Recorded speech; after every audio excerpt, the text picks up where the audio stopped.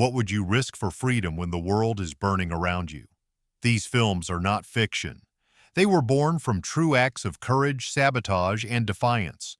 From mountain hideouts to shattered cities, these stories capture men and women who fought back when surrender was easier. Some were banned for showing too much truth, others erased for defying propaganda. These are 15 resistance and partisan films that actually happened. Number 15. Army of Shadows, 1969. Jean-Pierre Melville's Army of Shadows was not a box office hit. It was a mirror held up to occupied France, and people were not ready to look. The film follows members of the French resistance as they move through a fog of betrayal, secrecy, and quiet death. Melville based it on real resistance operatives he knew during the war. Every whisper, every coded glance carries the weight of true events. But when it premiered in France, it was controversial. The country still struggled to confront its collaborationist past, and critics attacked Melville for portraying the resistance as flawed and paranoid. French television refused to air it. The government frowned upon its realism and melancholy. For decades, it vanished from mainstream circulation. Behind the scenes, Melville fought his own battle. The director himself had served in the resistance. He refused to romanticize the fight. No stirring speeches, no glory. Just silence and sacrifice. The cold execution of a comrade, the constant fear of betrayal. When the film was rediscovered in the early 2000s, it became a masterpiece of historical realism. Modern audiences recognized its truth. Resistance was not about heroics. It was survival in the dark. Army of Shadows stands as a chilling reminder that courage often looks nothing like victory. Number 14. The Battle of Algiers, 1966. The Battle of Algiers was banned in France for 5 years. It was not just a movie, it was a detonation on film. Directed by Gillo Pontecorvo, the film chronicles the Algerian struggle for independence against French colonial rule. Every street chase, every bombing, every interrogation was drawn from real events. Shot in grainy black and white, it looked like a documentary. Audiences thought it was real news footage. French authorities called it dangerous propaganda. The Pentagon screened it to study guerrilla warfare. The film was so authentic, both revolutionaries and counterinsurgents used it as a manual. Behind the camera, chaos reigned. Non-professional actors, many of them former militants, played themselves. The French army condemned it. The Italian producers received threats. Even the United Nations debated its depiction of torture and occupation, yet the film's impact could not be erased. Today it is studied in film schools and military academies alike. It remains the ultimate portrait of urban rebellion and moral conflict. The message still burns through decades of censorship and denial. Occupation breeds resistance, and resistance breeds ghosts that no empire can silence. Number 13. Kanal, 1957. Andrzej Wajda's Kanal is one of the bleakest films ever made about resistance. Set during the Warsaw Uprising of 1944, it tells the story of a Polish unit forced into the city's sewers to escape German encirclement. The film's claustrophobic tunnels become both grave and symbol. These men and women were real. Their hopeless fight was erased by both Nazi fire and Soviet politics. When it premiered in Poland, it shocked audiences. The government expected patriotic triumph. Instead, they got despair. Soldiers dying alone in filth, commanders losing faith, lovers crawling toward light that never comes. Critics accused Wajda of undermining national spirit. The communist authorities hesitated to promote it abroad. But abroad, the world understood. At Cannes, the film won a special jury prize. Western critics saw it as truth, not propaganda. Wajda had captured the anatomy of doomed resistance with painful honesty. Behind the scenes, the director worked under surveillance. Polish censors tried to trim scenes showing despair and futility. Wajda refused. He said truth itself was resistance. Decades later, Kanal remains a haunting monument to the forgotten fighters of Warsaw. It tells us that heroism is not measured in victory, but in the refusal to surrender even when the world stops watching. Number 12. Flame and Citron, 2008. When Flame and Citron was released, it reignited national debate in Denmark. This was no patriotic war film. It was a raw dissection of moral compromise under Nazi occupation. Director Ole Christian Madsen based it on the real exploits of two legendary resistance assassins, Bent Faurshow Veed, known as Flame, and Jürgen Hagen Schmith, called Citron. Both men were part of the Holger Danske group that operated in the shadows of Copenhagen during World War II. At first, the film was celebrated as Denmark's most ambitious war production. But as audiences watched the story unfold, the glorified myths of resistance began to crumble. The heroes killed collaborators without trial. They doubted their orders. They were hunted not only by the Gestapo, but by betrayal within their own ranks. Madsen showed them as human, flawed, and haunted. That realism unsettled older Danes who grew up on stories of clear good versus evil. Behind the scenes, the production was as intense as its story. The cast performed dangerous stunts in authentic wartime locations that had never before been used for filming. Many of those sites still bore the scars of bombing raids. Historians advised the crew, but survivors of the real events protested that the film exposed painful secrets long buried. Some even claimed it reopened wounds that families had hidden since 1945. Critics praised its moral courage. Others accused it of tarnishing national pride, but Madsen's message was simple.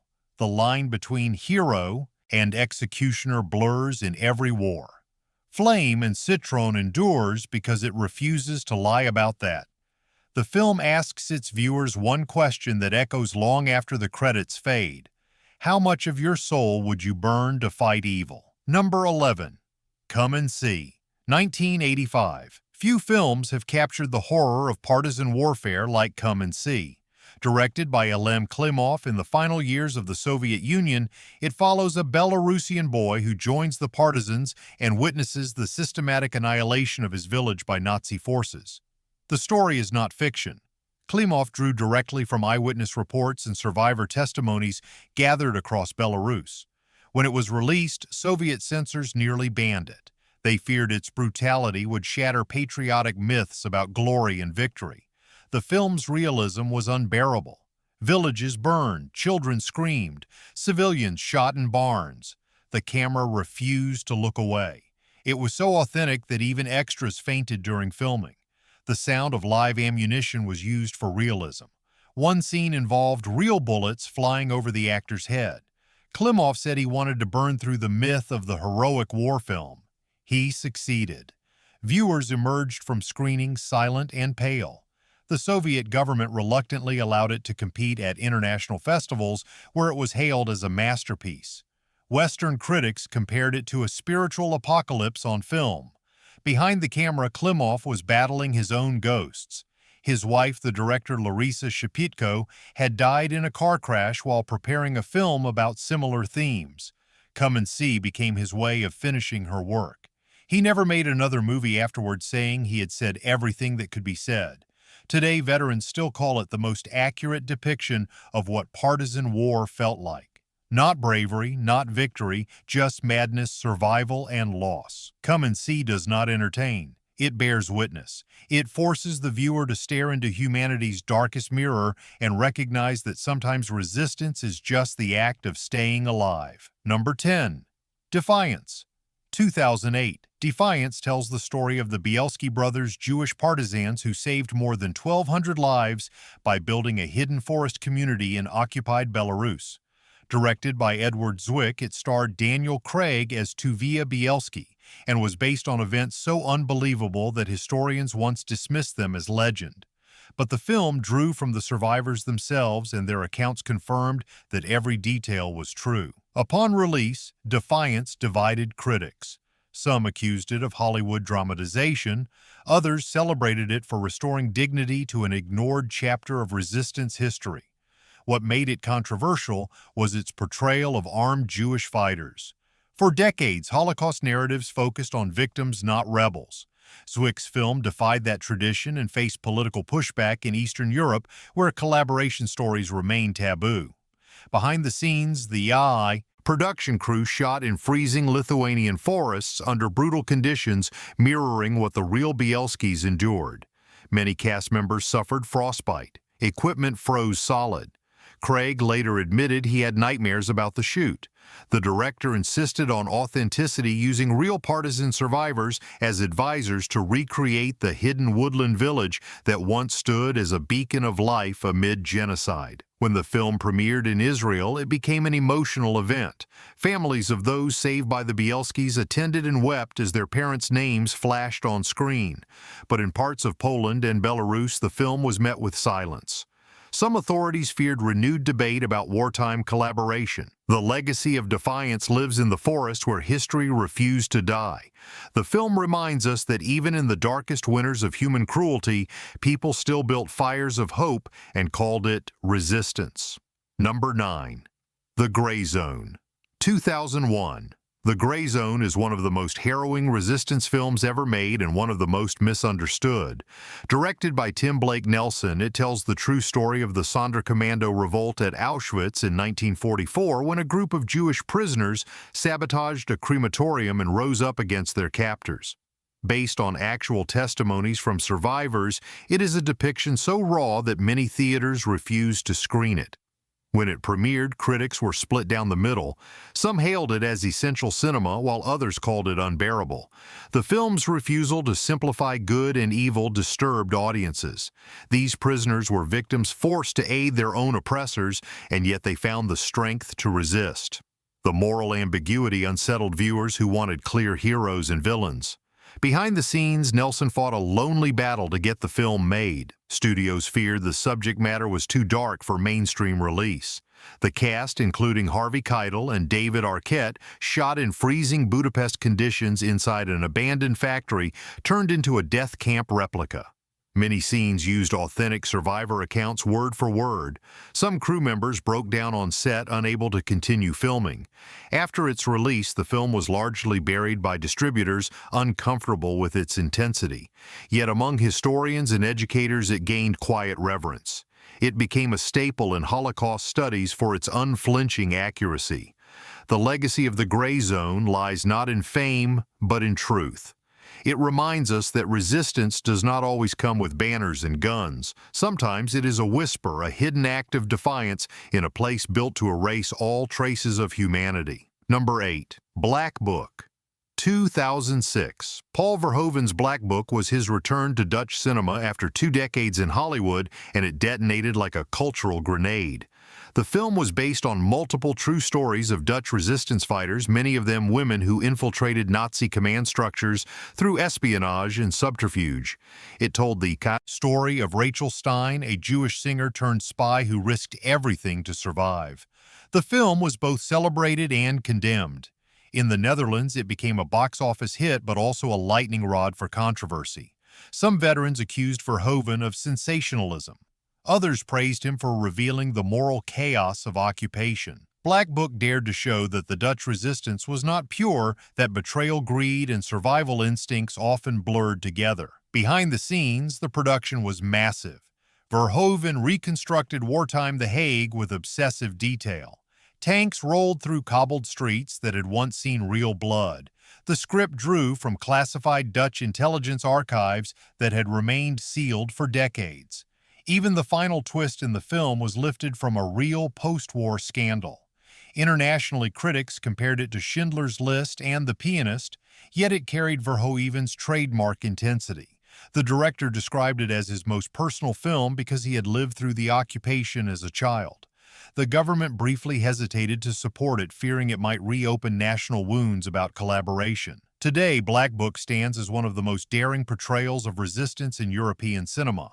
It shows that defiance was not always noble, and that survival sometimes meant becoming what you hated to destroy from within. Number 7. The Ascent, 1977. Larisa Shepitko's The Ascent is a Soviet masterpiece about faith, morality, and resistance born from real partisan accounts in occupied Belarus. The film follows 2 Soviet soldiers captured by the Germans, one who betrays and one who refuses to break. Their journey mirrors true events documented by wartime chroniclers. When The Ascent was released, it terrified Soviet censors. They saw the film as a veiled critique of authority because it portrayed a martyr not as a perfect communist hero, but as a Christ-like figure.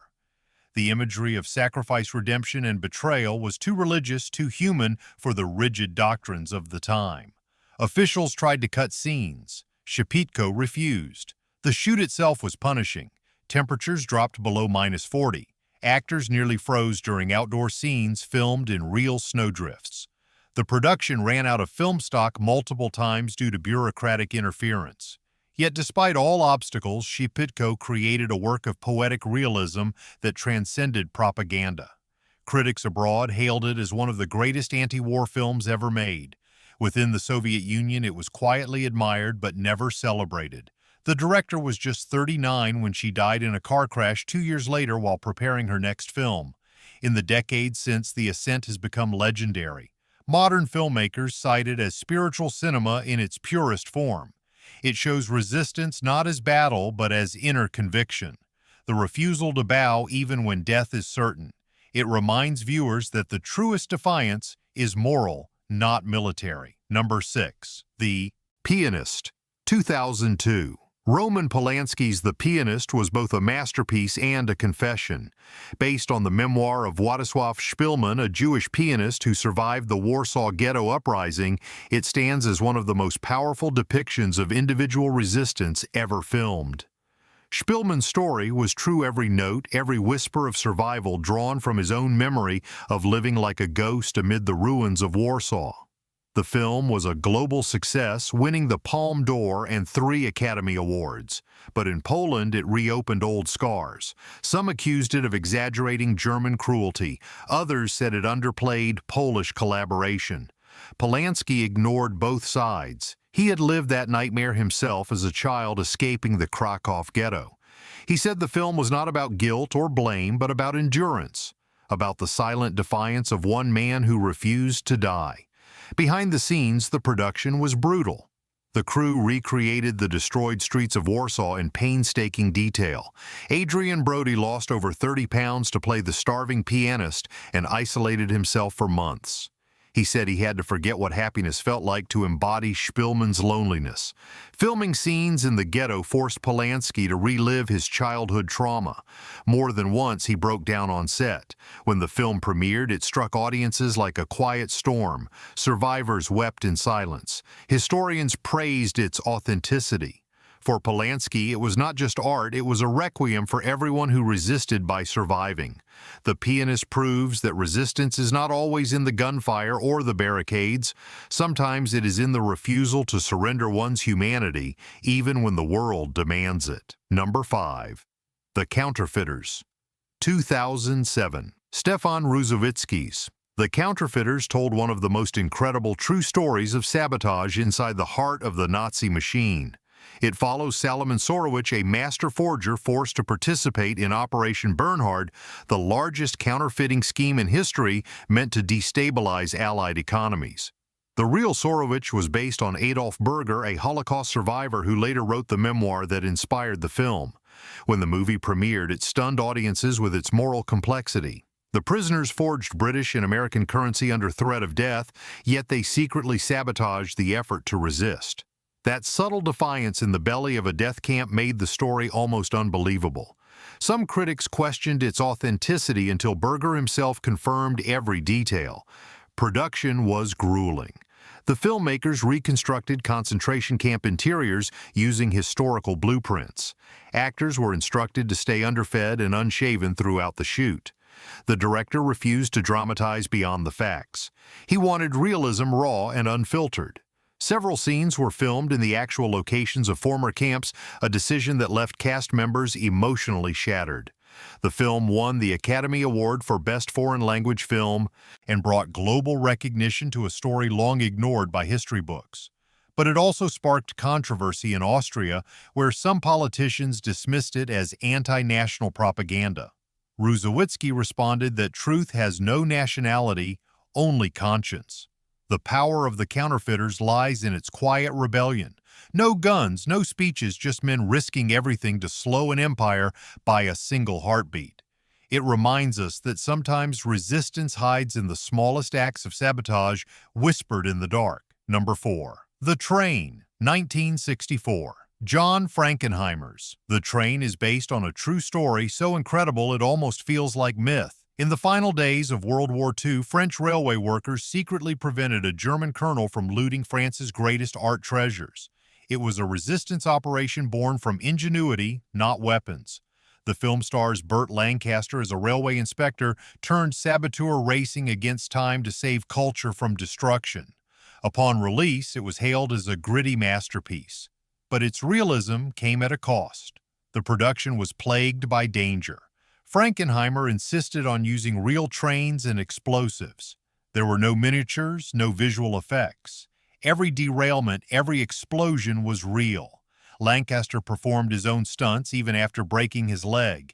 Behind the script lay a suppressed chapter of history.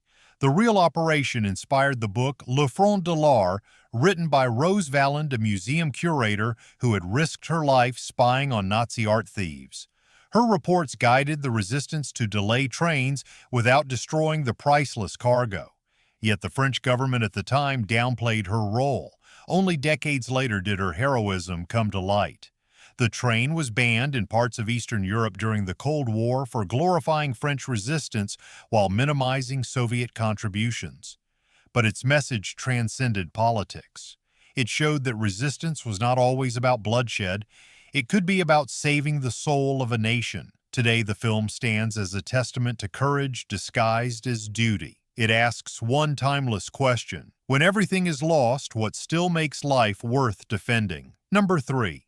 Schindler's List, 1993. Steven Spielberg's Schindler's List is one of the most recognized films in the world, but its roots lie deep in true resistance. Oskar Schindler was not a soldier or spy.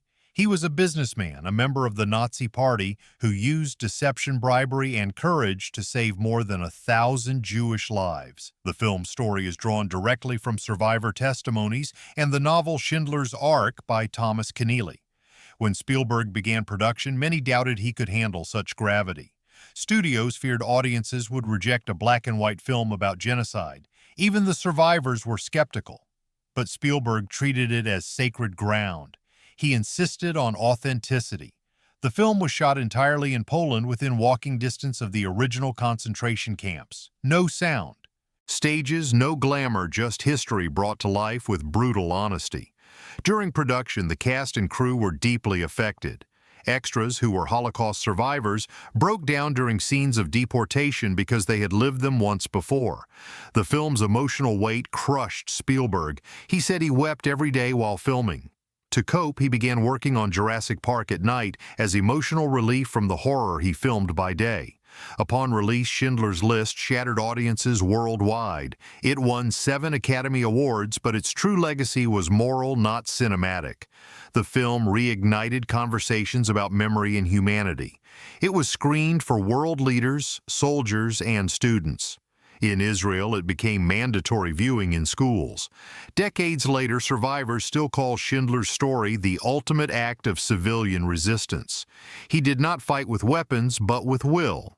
Schindler's List reminds us that sometimes the bravest act in a world of hatred is to choose compassion at the risk of your own life. Number 2. The Great Escape, 1963. The Great Escape is one of the most famous war films ever made, but what many forget is that it is based on an actual Allied escape from Stalag Luft III in 1944.